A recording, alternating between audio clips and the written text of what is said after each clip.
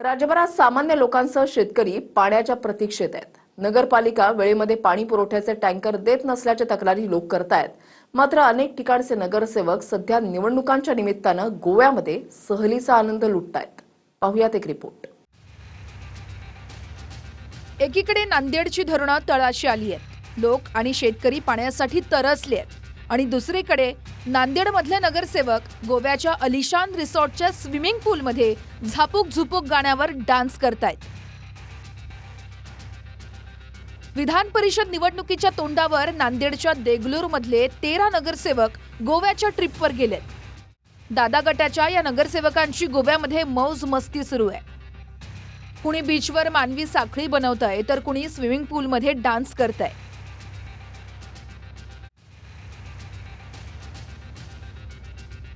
नगरसेवकांच्या महागड्या गोवा ट्रिपवरती करोडोंचा खर्च झाल्याचा आरोप विरोधकांच्याही आधी खुद्द शिंदेंच्या शिवसेनेचे आमदार हेमंत पाटलांनी केलाय। यामागे मुख्यत्वे भाजपचे खासदार अशोक चव्हाण यांच्यावर आरोप होत आहेत। त्यावर शाळांना सुट्ट्या असल्यामुळे नगरसेवक फिरायला गेले असावेत असं लंगडं समर्थन भाजपच्या अशोक चव्हाणांनी केलंय। ज्याचा प्रश्न आहे, आपल्याला काय कोणाला कुठे जायचं त्याने ठरवावं ना। मुलं आहेत बरोबर, फॅमिली आहे, सुट्ट्या आहेत, काही दिवस तर एन्जॉय करतील ना। आम्ही कोणाला कुठे पाठवायची गरजच नाही आम्हाला। अशोक चव्हाणांचे जे वक्तव्य आहे, शाळेला सहलीला दरवर्षी शाळेला सुट्ट्या काही याच वर्षी नाही लागल्या। दरवर्षी अशोक चव्हाणांचे नगरसेवक जातात का सहलीला? या निवडणुकीमध्ये मोठ्या प्रमाणामध्ये पैशाचा व्यापार व्यवहार हे सगळं मोठ्या प्रमाणामध्ये होत आहे, तेव्हा अशा प्रकारच्या निवडणुकीमध्ये असं भाग घेऊ नये असं मला अंतःकरणातून वाटलं, म्हणून मुद्दाम मी या निवडणुकीमध्ये भाग घेतलेला। मुंबईपासून नागपूरपर्यंतच्या महापालिकांमध्ये पाण्याचा प्रश्न गंभीर बनलाय। नगर परिषदांकडून पाण्याचे टँकर वेळेत पुरवले जात नसल्याचा आरोप होतोय, आणि विधान परिषद निवडणुकीच्या तोंडावर मात्र विकासाचा वायदा करून आपण मत दिलेले लोकप्रतिनिधी सहलीवर गेलेत।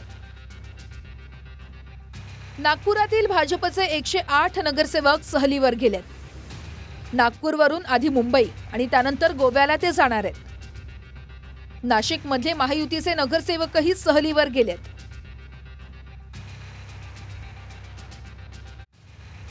सहलीचा शुभारंभ भाजपचे शहर अध्यक्ष सुनील केदार यांनी हॉटेलच्या भिंतीला गाडी धडकवून केला।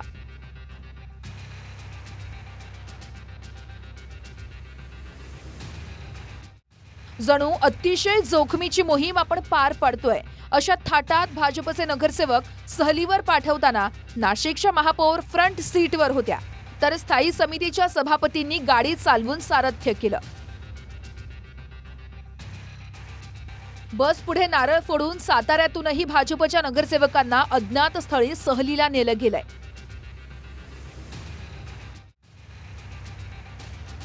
गोंदियात तर भाजपच्या नगरसेवकांच्या विकासाचं कारण देत काँग्रेसचे 3 नगरसेवक सहलीवर गेल्याचं बोललं जातंय।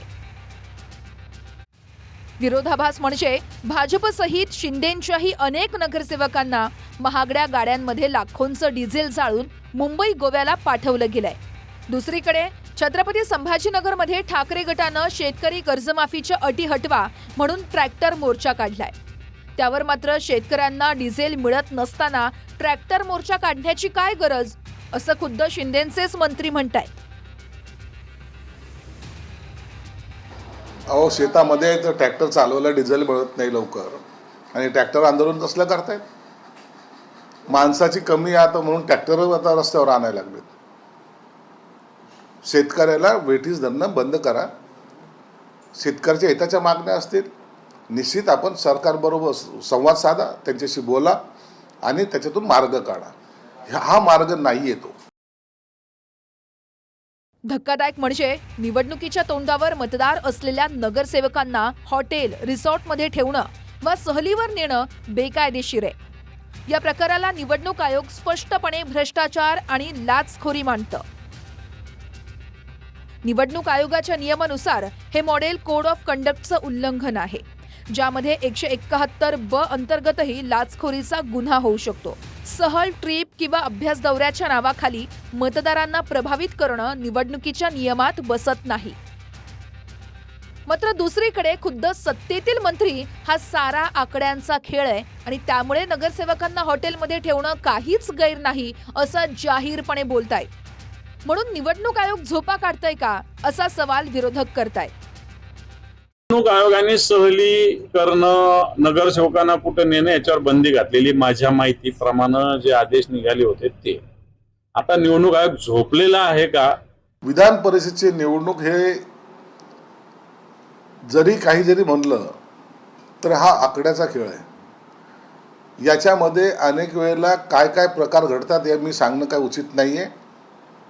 म्हणून ते गोव्याच्या बीचवर गेले की आणखीन कुठं काय करतायत या संदर्भात मला माहिती नाही. ते सगळं आपले नगरसेवक फुटू नयेत किंवा आपल्या नगरसेवकांनी इतर पक्षाला मतदान करू नयेत म्हणून ही काळजी तो उमेदवार घेत असतो. मला वाटतं त्याच्यात काही गैर पण नाही.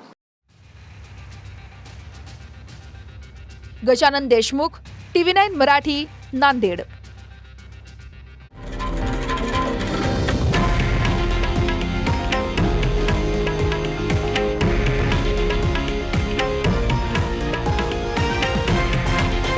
हे आहे देशातील नंबर 1 न्यूज नेटवर्क आणि आपण पाहत आहात TV9 मराठी, एकमेव.